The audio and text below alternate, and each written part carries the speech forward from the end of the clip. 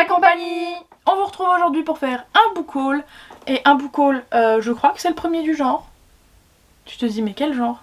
Le genre Clémentine a beaucoup moins de livres à présenter que Laurine. Parce que on sait que j'achète beaucoup plus que elle. Oui. Mais d'habitude on équilibre en fait, j'en fais autant qu'elle. Et du coup les autres je les ferai dans un prochain, c'est pas grave, je prends du retard. Mais là, j'ai décidé de faire le double. Parce qu'elle en a vraiment pas assez. J'en ai vraiment peu, mais elle a vraiment besoin de faire des book hauls. Donc voilà, je me sacrifie. Dites-nous si vous en fichez qu'on fasse les book hauls à deux ou si ça vous va quand même quand je fais des book hauls toute seule. Parce que j'en fais de temps en temps quand j'ai vraiment beaucoup de bouquins. Donc dites-nous si ça a une importance pour vous. Ils vont vouloir me gerter, hein. Ça va venir, je le vois venir. Et avant aussi qu'on se mette au bouquin, on a acheté un micro. Plus le micro-cravate, mais un vrai micro entre guillemets. C'était déjà un vrai micro. Mais c'est un gros micro là, vraiment le micro stéréotypé de la youtubeuse, enfin vous voyez, vous avez l'idée. Qui se pose au-dessus de l'appareil photo Canon. Ça y est, ça sort les marques là tout de suite, genre on est sponsor. Bref. On n'est pas sponsor, ça vient de ma poche souvent. Bref, tout ça pour dire que on voudrait savoir si vous trouvez la qualité sonore bien meilleure. Dans ces cas-là, dites-le nous. Si elle est quasiment identique, bah je suppose que vous nous ferez pas de retour. Si la qualité sonore est pourrie, bah dites-le nous aussi, histoire qu'on sache quoi. Il vaut mieux. Et puis c'est là qu'on se rend compte, après avoir filmé la vidéo, comme ça nous est déjà arrivé plusieurs fois, qu'en fait le son ne marche pas. Ah non mais... on a fini par élucider ce genre de truc, mais maintenant on n'utilise plus le même micro, donc on est reparti à zéro quoi.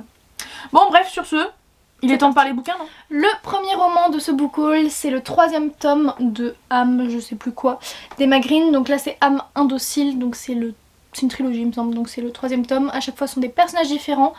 Et donc ici je sais pas qui sont ces personnages. Pour le premier on avait eu une romance prof-élève. Pour le deuxième c'était autour d'un road trip. Et là le 3e je ne sais pas. Et juste pour faire un petit récap, le premier j'ai bof aimé et le deuxième coup de cœur. Donc que nous réserve le 3e tome. Le suspense c'est à son comble. Donc à chaque fois je les lis comment on se dit, en lecture commune avec Mama Books, donc là j'espère bientôt le lire. Le deuxième tome que je vous présente, Gallagher Academy, le tome 3, lui aussi c'est un tome 3. Espionner n'est pas tué, génial, de Ali Carter aux éditions Le Livre de Poche. C'est un des, je vais pas dire nombreux, mais pas mal de la pile que je vais vous présenter. De romans que j'ai déjà lus et que je vous ai possiblement déjà présenté. Donc celui-là je vous ai déjà présenté par exemple, d'ailleurs je mets incroyable. Voilà, en haut.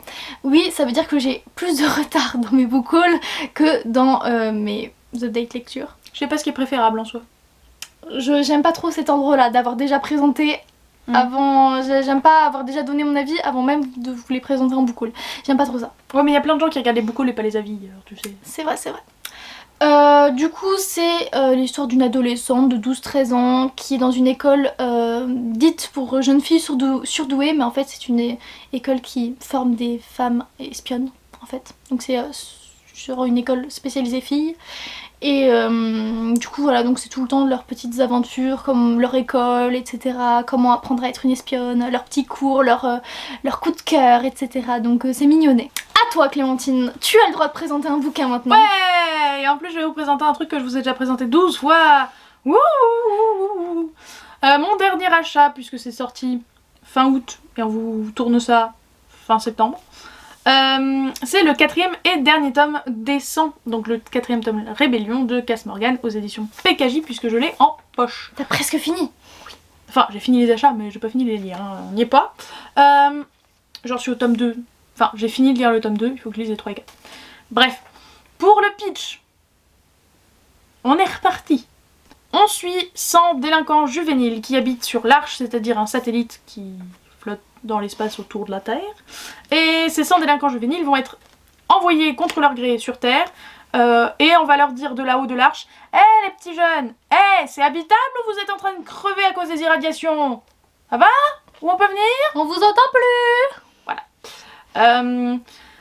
À nouveau, à ceux qui connaissent la série, ça n'a pas grand rapport. Pas parce que les événements sont complètement divergents, mais parce que il doit y avoir 30% d'aventures et de trucs intéressants comme dans la série, et 70% de drama de lycée. Donc, si Si vous voulez lire ça, soit vous le lisez comme un petit péché mignon de j'aime les dramas, mouhaha, sortez le popcorn, soit c'est tout en fait. Vous pouvez ne le lire que pour ça en fait. C'est ça. Parce que pour la SF, passez votre tour. Pour le style d'écriture, passez votre tour. Pour l'originalité, passez votre tour. Et je pense qu'il y a quand même trop de SF. Je sais pas trop. J'arrive pas à savoir s'il y a trop de SF pour que ça plaise à ceux qui n'en lisent pas d'habitude. Possible. J'en sais rien. Bref, sur ce, si le drama un peu concon et cucu vous plaît, Foncez. Ça peut être pas mal. Je vous présente Rebecca Keane, le tome 6, Origine de Cassandra O'Donnell, édition J'ai lu. Donc c'est l'avant-dernier tome sorti pour le moment parce que c'est pas une série finie. Voilà, donc j'ai plus que le dernier tome à acheter. Celui-là je l'ai déjà lu, vous l'avez vu dans la vidéo de jeudi dernier, donc il y a quelques jours. Mais moi je l'ai vu. Donc Bah non. Oui mais d'ici là je l'aurais vu. Ah oui. Mais là tu l'as pas encore vu, je viens de la monter la vidéo. Bah je m'en fous, je l'aurais vu d'ici là. Donc comme pas mal de livres que je vais vous présenter là, en fait je les ai lus pendant cette update. Donc je vous mets le i pour que vous puissiez regarder du coup les avis des livres que je viens de vous présenter. Rebecca Keane 6, donc Rebecca Keane qui c'est, vous savez c'est de la beat lead policier, un petit peu enquête, tout ça. Donc on suit Rebecca qui arrive dans une nouvelle ville avec sa fille Léonora, qui est un petit peu spéciale parce que c'est la fille d'un vampire et d'une sorcière, ce qui est pas censé être possible, mais bon. Et donc Rebecca la cache un peu, elle dit pas que c'est... Voilà, elle le crie pas sur tous les toits, elle est un petit peu... Elle est pas prise au piège, mais on finit par lui dire résous l'enquête. Quelle enquête? Je sais pas, les meurtres là, débrouille-toi. Et du coup au final elle finit par résoudre cette enquête, elle a pas vraiment le choix, mais elle finit par y prendre goût. Et donc je ne vous dis pas comment, mais il y a une enquête par tome et elle finit par continuer à faire ça. Donc il y a plein d'humour, c'est vraiment super, il y a de la guerre, il y a de l'enquête, il y a vraiment super sympa, il y a beaucoup d'origines d'espèces surnaturelles. Donc il y a métamorphe, chaman, il y a vampire, loup-garou, il y a vraiment beaucoup d'espèces, démons, enfin vraiment il y a beaucoup de choses. Et donc voilà, donc c'est super cool, je vous conseille Rebecca Keane. Mais si vous cherchez de la beat lit française, francophone qui se passe en France avec plein de créatures, il y avait les tribulations d'Esther Parmentier. Ah ouais. Pour continuer dans l'univers, son tome compagnon, Léonora Keane, donc toujours de Cassandra O'Donnell. Même série compagnon si je dis pas de bêtises. Oui, série compagnon. Donc là c'est le premier tome Chasseuse d'âmes et c'est chez Pygmalion. Donc c'est une collection de Flammarion si je me trompe pas. Et donc c'est plus chez J'ai lu. Du coup on suit sa fille qui est, comme je le disais, mi-vampire, mi-sorcière, avec des pouvoirs qui n'ont rien à voir avec les deux. On se demande d'où elle vient cette gosse. Mais du facteur qui était en fait un loup-garou. Donc je vous dirai pas où elle est un peu et qu'est-ce qui se passe, parce qu'il faut avoir lu le tome 6 que je viens de vous présenter avant pour le lire. Ah. Donc voilà, c'est à lire entre le tome 6 et le tome 7. Et bon, je vous donne pas mon avis, mais peut-être passez votre chemin. Rebecca Keane c'est beaucoup plus intéressant. De tous les livres qu'il me reste à vous présenter, ce sont que des livres que mes beaux-parents m'ont achetés pour mon anniversaire.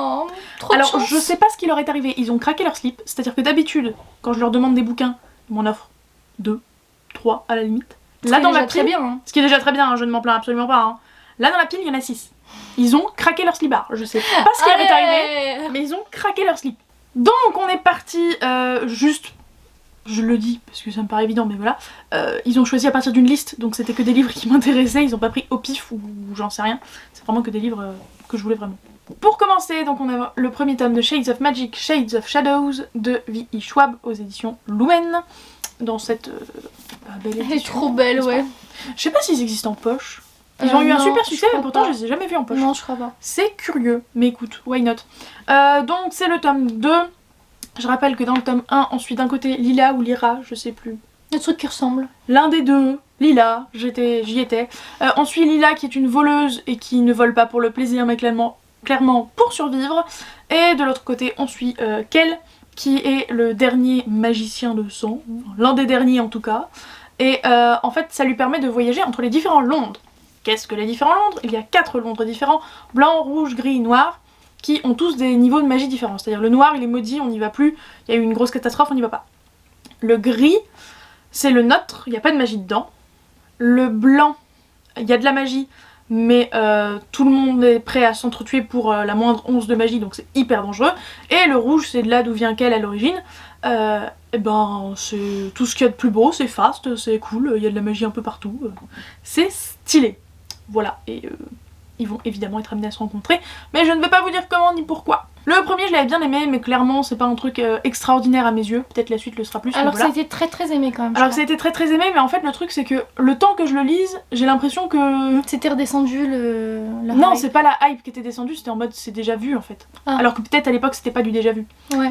Donc peut-être que la suite est plus extraordinaire. En tout cas, j'étais ravie de voir ce deuxième tome dans mes cadeaux, parce que j'étais en mode, bah ça me permettra d'avancer la série plus vite et de passer à autre chose si ça devient pas mieux par la suite. Ouais, clairement. La chronique des Bridgerton, le dernier double tome. Donc les tomes Sniff. 7-8 de Julia Quinn aux éditions J'ai lu. Et donc la chronique des Bridgerton, j'ai vraiment besoin de présenter. Parce que je vous en ai quand même parlé de pas mal. Il y a la série, enfin c'est la chronique des Bridgerton quoi. Donc romance, année 1815 jusqu'à 1830 quand même, hein, parce qu'il y a du temps qui se passe entre les bouquins.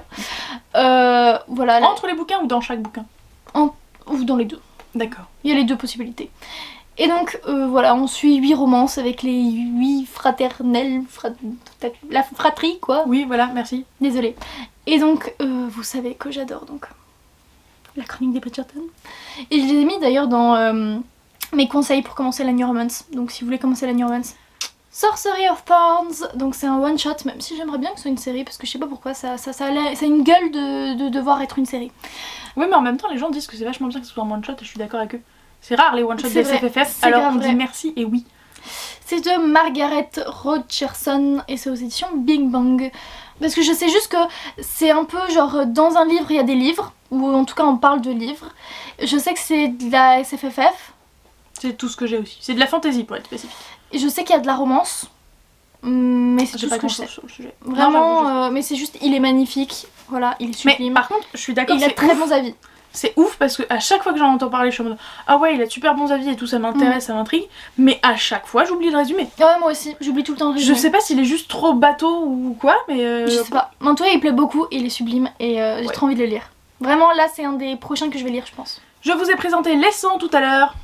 Voici un autre livre de l'autrice, donc de Cass Morgan, donc forcément.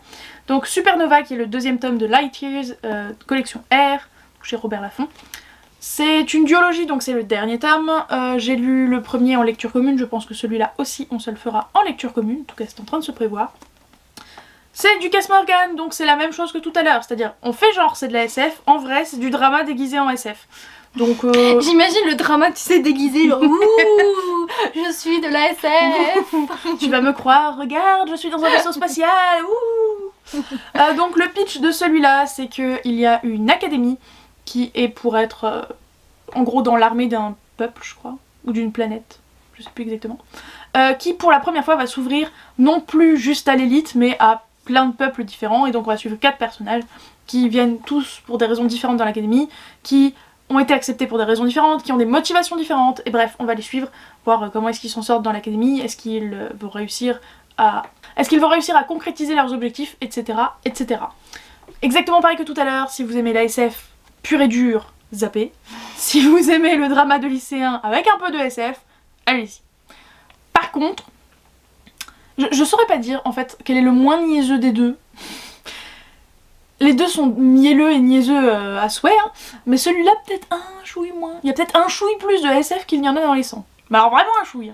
Je vous présente enfin les 2 tomes que Cherry Publishing m'avait envoyés, parce que je dis enfin parce que Clémentine, vous avez déjà vu il y a un moment je crois les 2 livres qu'il lui avait envoyés. Donc moi ils m'ont envoyé L'amour en A de Elma Hyde, et donc chez Cherry Publishing. Je ne sais plus de quoi ça parle, mais il me semble que c'était une romance hôpital. Ah oui, c'est sur l'autisme, je vois là. Mais j'en savais pas grand chose, je sais juste que c'est une romance avec du coup de l'hôpital, donc là de l'autisme, et que ça avait l'air vachement sympa. Il est lourd d'ailleurs, je sais pas combien de pages il fait. 500. Oh, c'est rare chez eux. Mais ouais, il est vachement lourd. Donc pareil, c'est un des prochains livres, parce qu'en fait je me suis fait une petite palle des livres qui me font le plus envie en ce moment. Et donc il est également dedans avec Sorcery of Thorns. Donc je pense très prochainement le lire.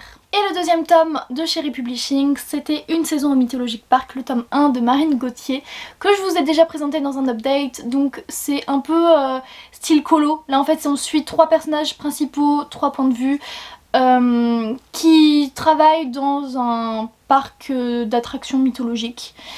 Et donc on suit leurs aventures, leurs amitiés, leurs amours pendant ces 2 mois de vacances d'été.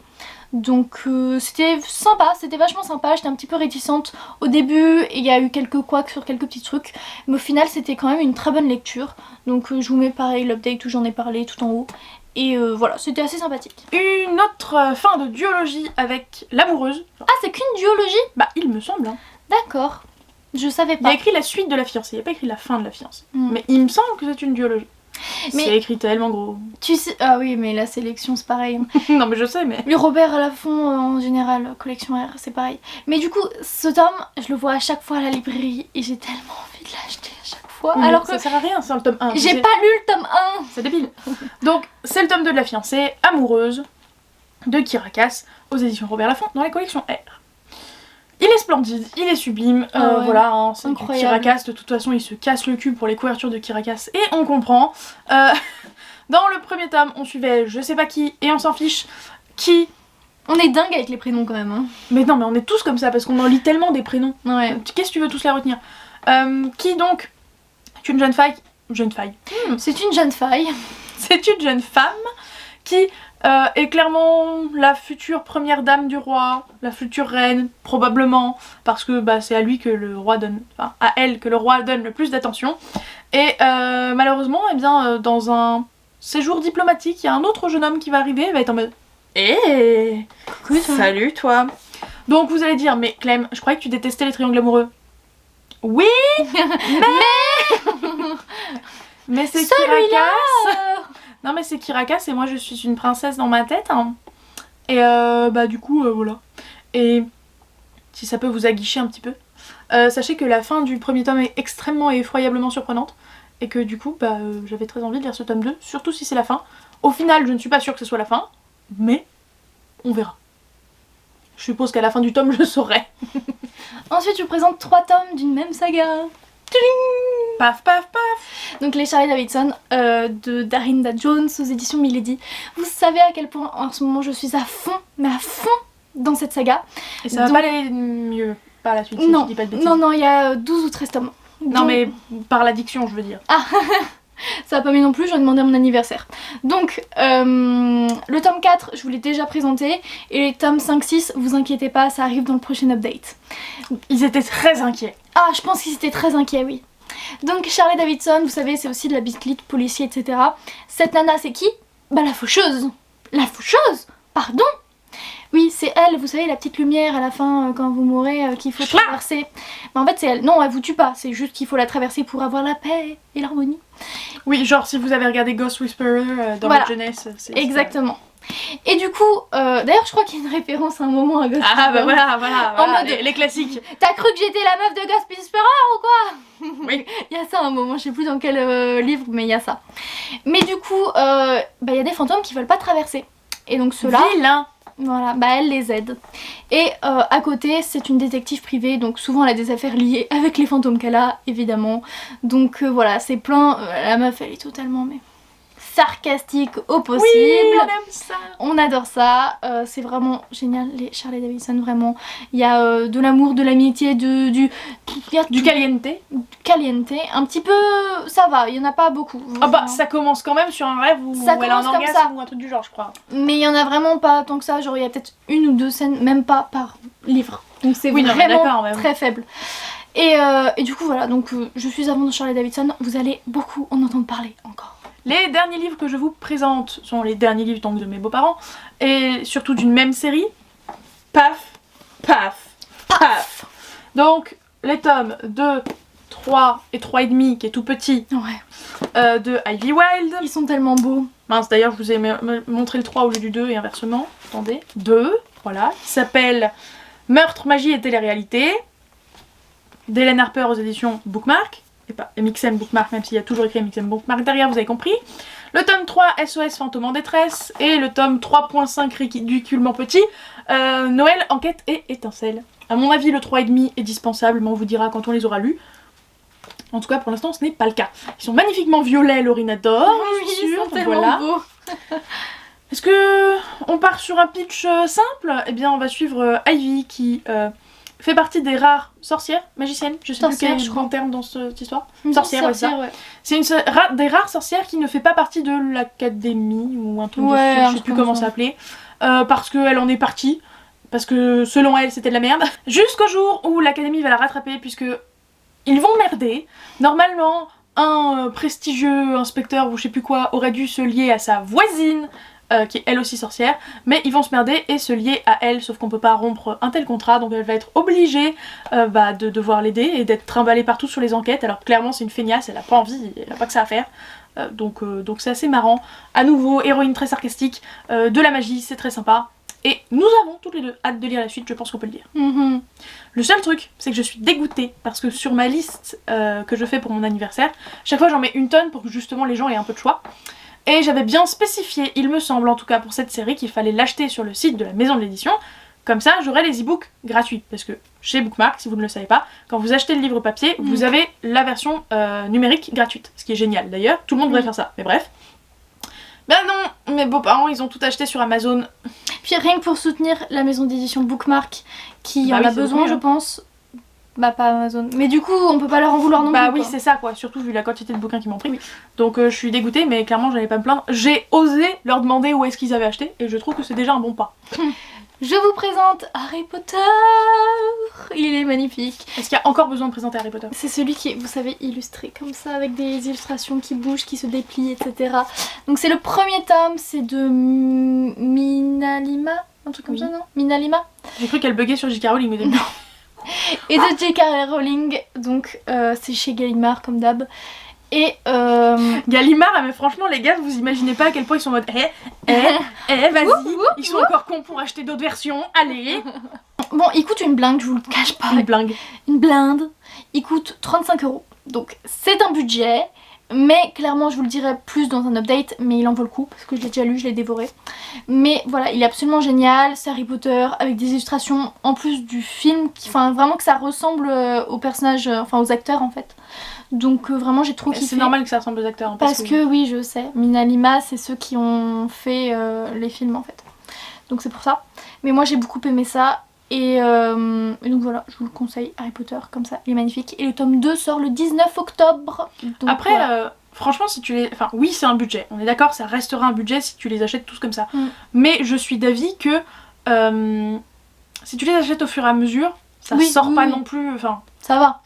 T'achètes un livre au lieu de 2, quoi. Donc voilà, donc moi je vais avoir le deuxième tome à mon anniversaire normalement, même si c'est 7 jours pile après mon jour d'anniversaire, c'est avant ma fête, donc techniquement je peux l'avoir.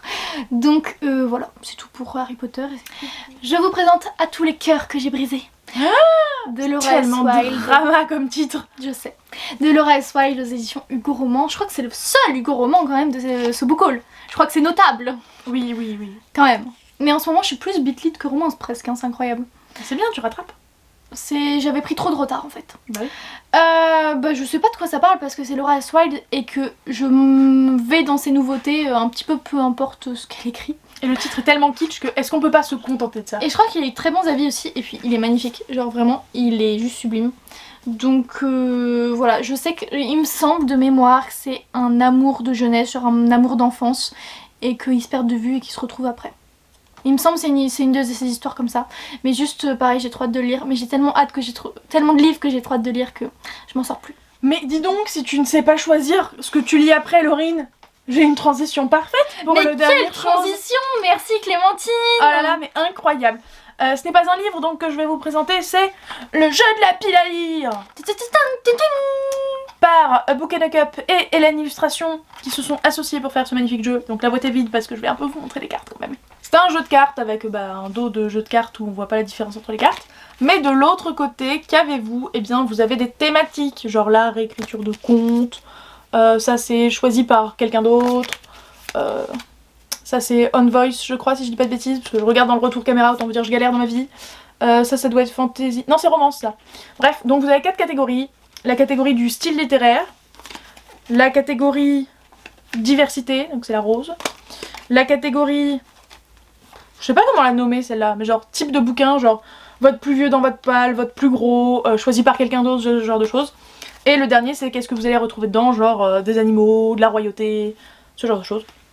Et donc, il est censé y avoir des règles. Bon, en vrai de vrai, une fois que t'as acheté le jeu de cartes, t'en fais bien ce que tu veux. Donc, par exemple, pour Laurine, qu'est-ce qu'elle pourrait faire? Bah choisir une carte qui correspond à chaque bouquin, qui lui fait super envie comme elle le disait, et tirer au sort pour voir lequel elle lit, par exemple. Ou juste prendre le paquet, moi je pense que c'est comme ça que je vais l'utiliser la plupart du temps. Je prends le paquet, je retire ce que j'ai vraiment pas envie de lire à ce moment-là. Genre je vais souvent retirer, attendez que je vous la trouve, cette carte là par exemple. C'est quoi? Alors je suis pas sûre que ça fasse le focus, donc au pire je vous dis ce que c'est. C'est de la non-fiction. J'en ai extrêmement peu, genre un déjà entamé. Et j'aime pas lire d'une traite de la non-fiction, voire j'aime pas lire de la non-fiction tout court. Donc voilà. Et après, si vous êtes quelqu'un de normal et de studieux, et bien vous ferez les vraies règles du jeu et vous mélangerez, je suppose, tout le jeu parce que je suppose que c'est ça qu'il faut faire. Et vous tirez au pif et vous essaierez de correspondre à la catégorie donnée. Voilà. Donc n'hésitez pas. Je sais pas s'il y en a encore en vente, donc je suis un peu une peau de vache à vous le montrer. Mais s'il est en vente, on vous met le site, le lien, etc. Ouais. En barre d'infos. Mais l'idée est beaucoup trop stylée pour pas la partager. Ça en est fini pour ce book haul un petit peu plus spécial que d'habitude. Parce que du coup c'est un petit peu déséquilibré. Déséquilibré plus un jeu de la pile à lire, ce qui est quand même... Ouais. Enfin rare quoi. On espère que cette vidéo vous aura plu. On vous souhaite de joyeuses lectures. Mettez un petit pouce en l'air. Et un commentaire. Et on vous dit à bientôt. Ciao.